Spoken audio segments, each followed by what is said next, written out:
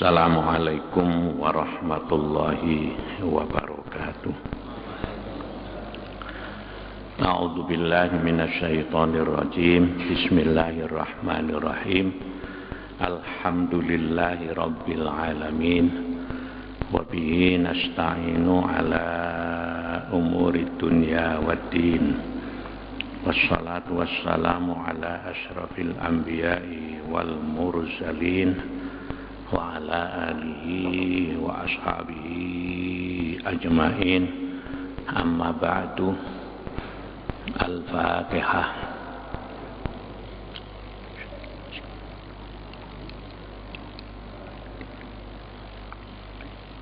Shiratal ladzina an'amta 'alaihim. Para bapak, para ibu sekalian,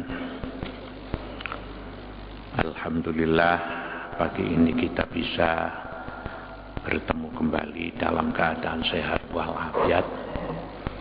Mudah-mudahan sehat kita ini dapat kita pergunakan sebaik-baiknya untuk meningkatkan ibadah dan amal saleh kita bersama. Pengajian kita pada pagi hari ini ya, mulai pagi hari ini kita akan membicarakan beberapa hal ya yang banyak berlaku di masyarakat Islam,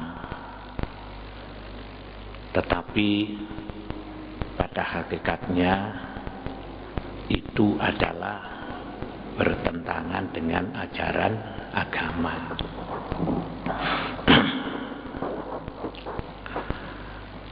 Khususnya yang ada sangkut pautnya dengan masalah-masalah adat ya.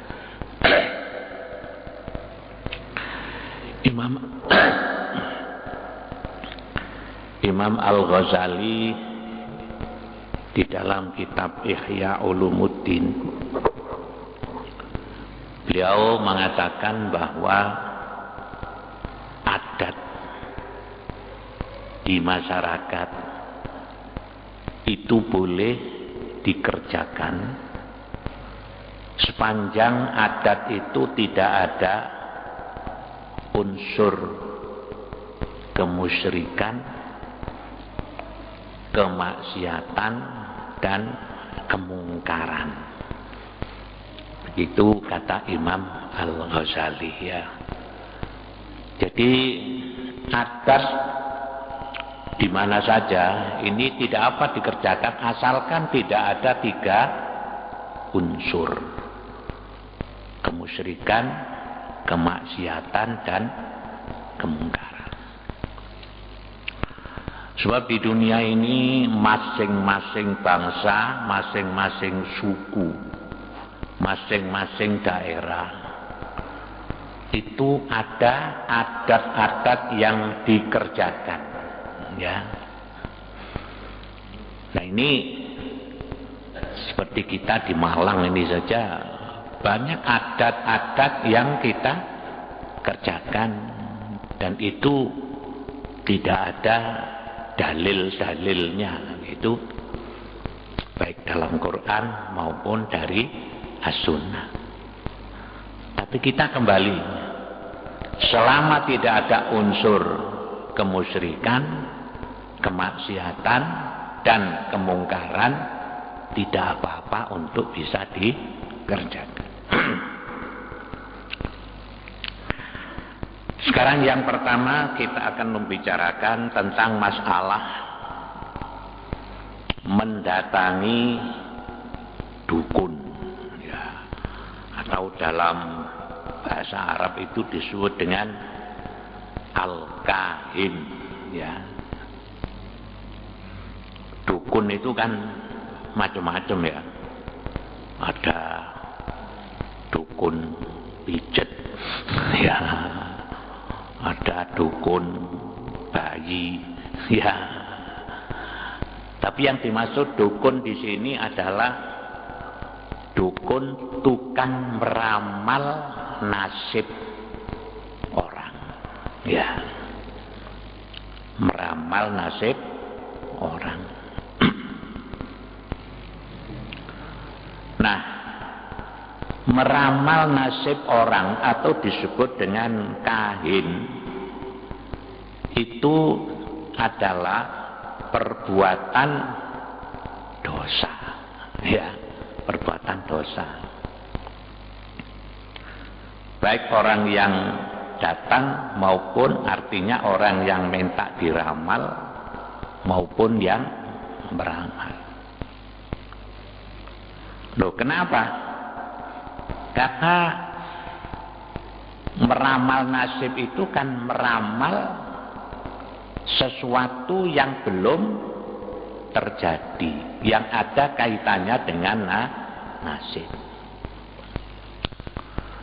Kecuali kalau meramal cuaca itu tidak apa-apa, itu namanya prediksi, ya. Nanti hari Senin di Malang mendung, akan terjadi hujan secara merata, loh begitu ya.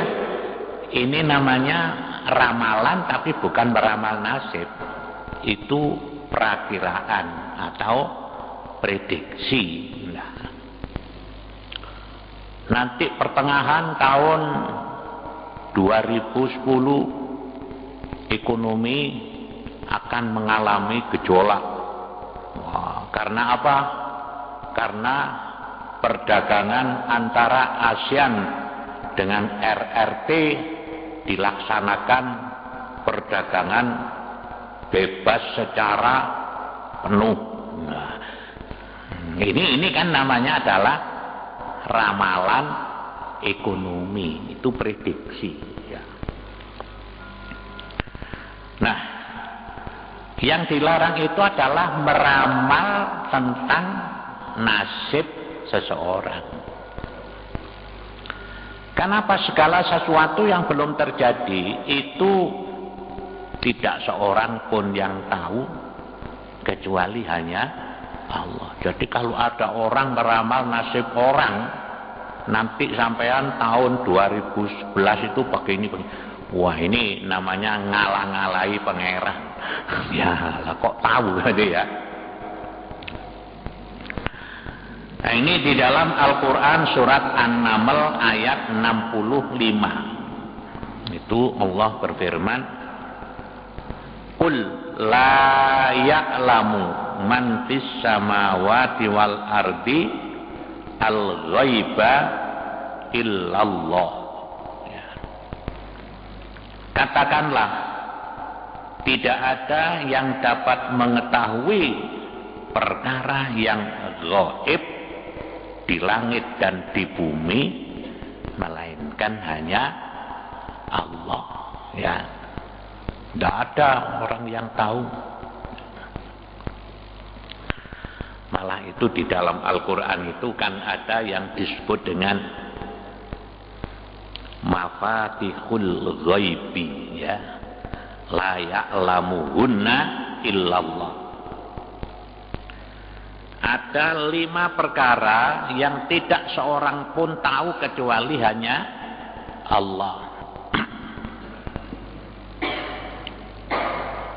Yang pertama, la ta'lamu nafsun ma fil arham. Manusia tidak akan tahu apa yang ada di dalam kandungan seorang ibu. Artinya orang tidak akan tahu apa yang ada di dalam kandungan ibu.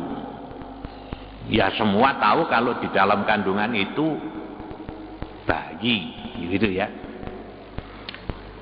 Tapi bayinya ini sempurna apa tidak, ini tidak tahu, ya.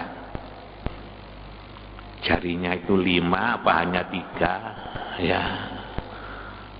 Telinganya ini lebar apa tidak, kan ya. Ini tidak tahu. Apalagi nasib daripada bayi itu nanti begini-begini, itu enggak. Nah, kalau jenis kelamin sekarang kan sudah ada alat yang bisa mendeteksi kalau bayi itu sudah berumur 7 bulan.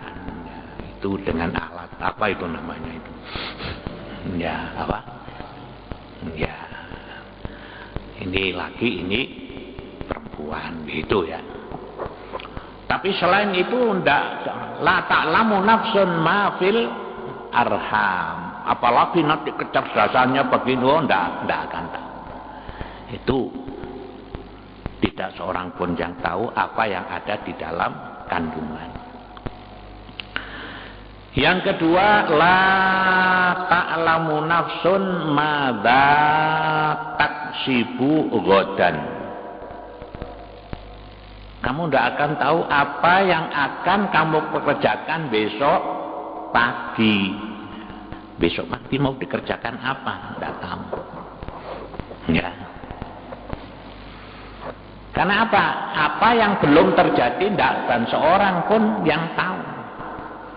Karena itu kalau ada orang mengatakan, kapan kamu akan berangkat ke Jakarta? Besok pagi jam 7. Sombong orang ini. Ya. Kenapa? Dia bicara malam, besok pagi saya akan ke Jakarta jam 7. Ini sombong. Apa yang akan dikerjakan besok? Orang tidak akan tahu. Ya kalau jam 7 bisa berangkat. Kalau jam 7 terus perutnya sakit. Ya. Dia kan? Atau jam 6 dia mati. Nah, ini kemarin saya punya tetangga itu meninggal dunia ya. Ya orang tidak mengira bahwa dia itu akan mati ya. Ada undangan tahlil 40 hari ikut datang ya. Dia masih dia ini ketua RW ya, ketua RW. Ya ngomong-ngomong ya biasa guyon-guyon ya. Setelah itu kok katanya agak tidak enak badan, dikerii sama istrinya. Istri wis tidak apa-apa. Agak malam kok tidak enak. Akhirnya diantarkan ke rumah sakit. Rumah sakit diperiksa, kata dokter tidak apa-apa, pulang. Ya. Setelah pulang kok agak nemen, kembali lagi ya ke rumah sakit umum. Di situ langsung diperiksa, meninggal dunia. Loh ya Pak ya. Ya. Jadi kalau kita ini punya rencana, tidak boleh saya pasti loh begitu, itu yang memastikan itu termasuk mafatihul ghaib. Karena itu maka di dalam Al-Quran surat Al-Kahfi itu Allah berfirman, wala taqulanna li syai'in inni fa'ilun dzalika ghadan illa ayyasha Allah. Ini ya. Kalau kita ini merencanakan sesuatu, itu hendaklah menggunakan kalimat insya Allah. Kapan sampean matu? Wah, insya Allah tanggal 8 Maret loh begitu. Kenapa? Karena kan tanggal 8 kita tidak tahu kita ini hidup apa mati, kan begitu ya. Apa? Tidak bisa. Wala taqulanna li syai'in inni fa'ilun dzalika ghadan illa ayyasha. Jangan kamu mengatakan sesuatu, saya mengerjakan ini besok pagi. Tapi katakanlah insya Allah. Ini ciri seorang muslim itu kalau merencanakan sesuatu insya Allah. Ya itu. Apa saja ya. Kapan sampean pindah rumah? Insya Allah. Loh gitu ya. Tanggal 6 Agustus lah. Insya Allah. Kenapa? Apa yang belum terjadi tidak seorang pun yang tahu kecuali hanya Allah.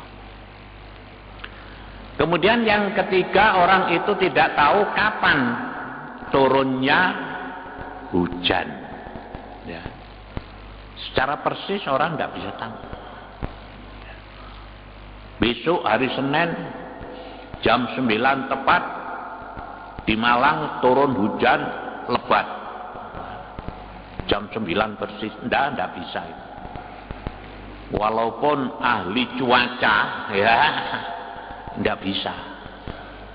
Karena itu dinas bahwa enggak seorang pun yang tahu kapan turunnya hujan.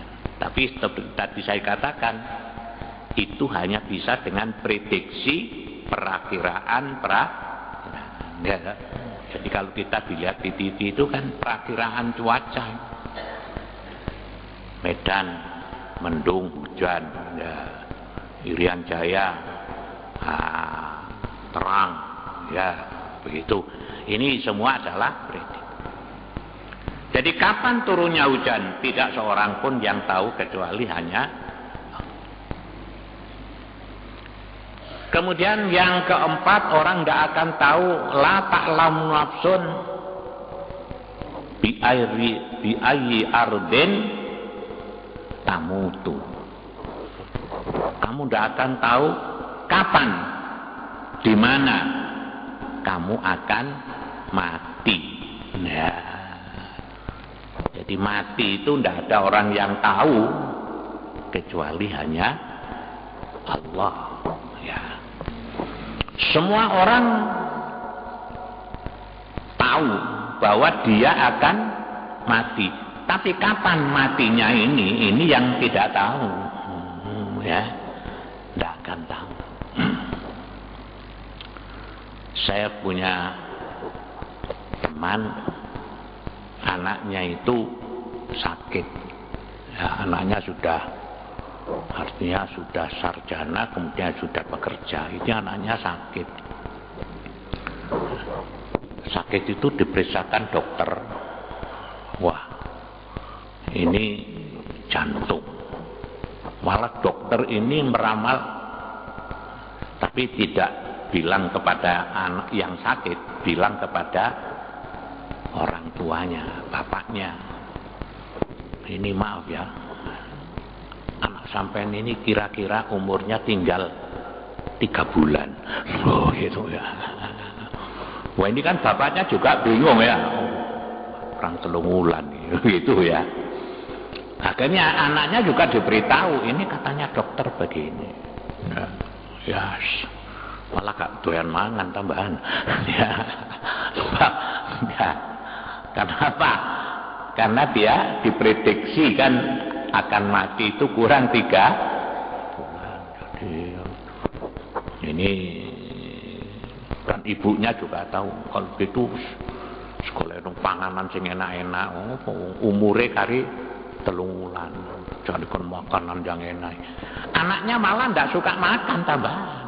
Kenapa? Angen-angen katanya mati gitu ya. Jadi masalah mati itu tidak seorang pun yang tahu kecuali hanya Allah Subhanahu wa Ta'ala. Karena itu kita hendaknya berhati-hati ya. Kenapa? Fa innal mauta ya'ti baghtatan. Mati itu datangnya tiba-tiba ya.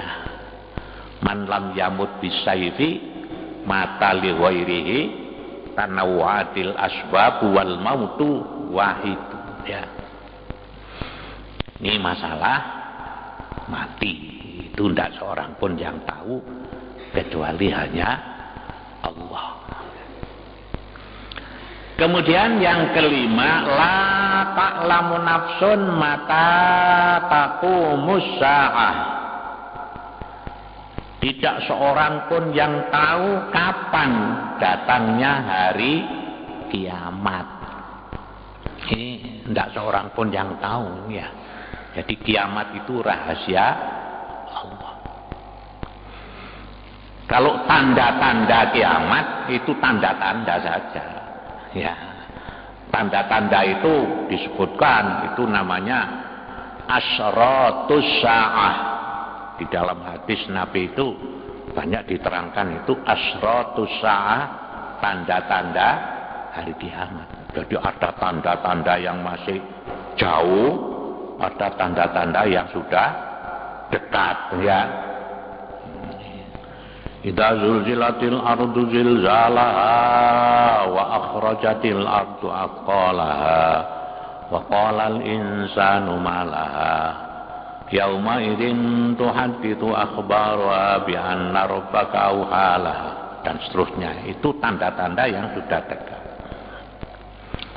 Tanda-tanda yang masih jauh apa? Misalnya jumlah laki dan wanita itu perbandingannya lebih banyak wanita. Perbandingannya itu 1:50 gitu ya. Nah, kalau sudah perbandingan laki perempuan itu 1:50, ini berarti kiamat sudah dekat ya. Tapi kapan? Lah ini karena ada hadis yang mengatakan besok hari kiamat itu datangnya hari Jumat. Ya, hari Jumat. Ya, tapi Jumat kapan? Loh, gitu ya. Pokoknya hari Jumat. Walhasil bahwa kiamat itu adalah rahasia Allah. Karena itu kalau ada selebaran, ya, siapapun itu, pernah saya itu diberikan selebaran. Ada seorang mimpi. Dia tidur di dekat Ka'bah, gitu ya. Bahwa nanti tahun 2000 berapa itu dulu? 2020 akan datang kiamat. Karena itu hendaklah umat Islam berhati-hati supaya meningkatkan ibadah dan amal saleh.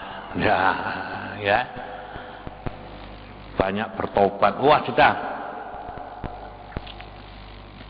Nah, kalau kita percaya dengan apa yang disampaikan ini, walaupun mimpinya itu di dekat Ka'bah, ya, ini akan menimbulkan kerusakan. Ya. Jadi kalau ada berita-berita semacam begitu, ini sebaiknya orang itu ditangkap saja. Ya, laporkan polisi. Ya. Kenapa? Ini akan merusak, ya, akan merusak. Sebab dia membuat satu perhitungan nanti tahun 2020 kiamat. Oh, gitu ya. Ini akan bisa merusak ini. Misalnya saja orang yang belum waktunya kawin. Kenapa? Pong-pong durung kiamat. Loh, sampean seumur 18 wis kate rabi iya. Apa? Pong-pong durung kiamat. Lah kan itu ya. Kedisian kiamat gak sido rabi kan. Yang istrinya 2 tambah lagi 3. Kenapa?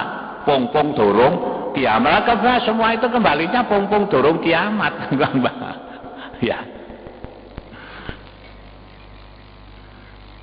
Kemudian di kampung diminta untuk urunan bangun jalan.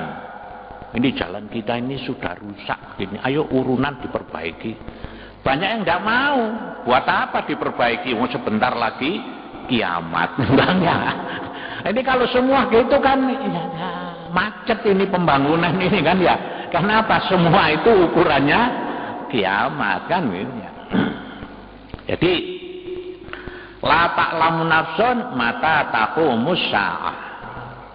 Tidak seorang pun yang tahu kapan datangnya hari ini. Ya memang ada pengertian kiamat itu menurut teori-teori ilmu pengetahuan. Tapi sebetulnya itu bukan ya. Saya pernah membaca satu buku ya, bahwa sekarang orang Jepang itu sedang merintis untuk membuat wisata ke bulan. Wah, jadi wisatanya itu ke bulan. Sebab apa? Negara-negara di dunia ini sudah bosen ya. Sekarang dirintis bagaimana orang itu bisa wisata ke bulan. Jadi dipersiapkan pesawatnya, biayanya berapa, wah begitu. Kemudian akhirnya apa? Nanti kalau hari kiamat, orang-orang ini bisa hijrah ke bulan. Ya.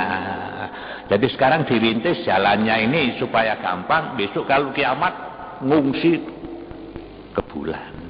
Ya. Jadi dia itu beranggapan bahwa kiamat itu yang rusak hanya bumi saja. Ya, buminya gonjang-ganjing, gundungnya meledos, bumi. Ya.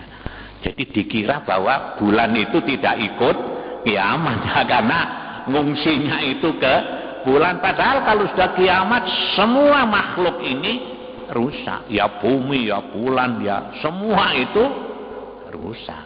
Jadi ini karena itu kan kemarin kan heboh film apa itu kiamat tahun 2012 ya.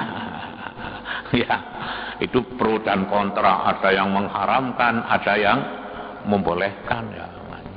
Majelis Ulama Kabupaten Malang itu yang ngotot bahwa itu jangan sampai melihat film kiamat tahun 2012 ya gitu. Tapi MUI pusat oh enggak apa-apa wong itu apa pelajaran, itu kan film. Sekarang ini banyak apa namanya ya fatwa-fatwa. Yang kemarin tuh saya ya apa ya, saya enggak bisa mikir. Ada pertemuan ulama 50 ulama di Pondok Pesantren Lirboyo. Itu menguatkan keputusan dari ulama Saudi yang isinya apa? Seorang itu kalau tidak mempunyai pondok pesantren itu haram dipanggil kiai. Loh ya. Ini saya enggak masuk ini. Oh, kalau orang itu enggak punya pondok pesantren haram disebut kiai, dipanggil kiai itu tidak boleh. Yang saya ngenang apa hubungannya kiai karo pondok pesantren? Lah kan begitu ya. Ya. Kalau begitu ini orang walaupun alim tapi kalau tidak punya pesantren tidak berhak untuk mendapatkan titel kiai. Loh itu diputuskan, yang memutuskan itu ulama-ulama, kiai-kiai. Yang memutuskan ini kiai-kiai yang punya pondok pesantren. Ya, akhirnya timbul prediksi macam-macam ya. Nah, itu tadi tentang masalah yang disebut film Hari Kiamat tahun 2012 ya. Sekarang kasetnya dijual di mana-mana, harganya 10.000 ya. Kalau ingin tahu, oh enggak apa-apa, biar tahu gambarannya. Oh itu hanya gambaran, bukan kiamat. Jadi begitu para bapak dan ibu sekalian ya, kita nanti akan bicarakan masalah kahin tadi itu ya. Jadi di dalam Al-Quran tadi disebutkan bahwa ada 5 perkara tidak seorang pun yang tahu kecuali hanya Allah. Walaupun ilmu pengetahuan berkembang, kemampuan berpikir manusia itu tinggi, tetap 5 hal ini tidak akan seorang pun tahu kecuali hanya Allah. 1, la ta'lamu nafsun ma fil arham, tidak seorang pun tahu yang di dalam kandungan. Yang kedua, la ta'lam nafsun madza taksibu ghadan. Kamu tidak akan tahu apa yang akan kamu kerjakan besok pagi. Yang ketiga, kamu tidak akan tahu kapan turunnya hujan. Yang keempat, kamu tidak akan tahu kapan, di mana kamu akan mati. Yang kelima, la ta'lamu nafsun mata taqumus sa'ah. Kamu tidak akan tahu kapan datangnya hari kiamat. Demikian para bapak dan ibu sekalian, mudah-mudahan ada guna dan ada manfaatnya. Allahumma sholli ala sayyidina Muhammadin wa ala alihi wa sahbihi wa sallim. Alhamdulillahirabbil alamin. Rabbana la tuzigh qulubana ba'da idh hadaitana wa hab lana min ladunka rahmah innaka antal wahhab. Rabbana atina fid dunya hasanah fil akhirati hasanah wa qina adzabannar. Subhana rabbika rabbil izzati amma yasifun wa salamun alal mursalin walhamdulillahi rabbil alamin. Assalamualaikum warahmatullahi wabarakatuh.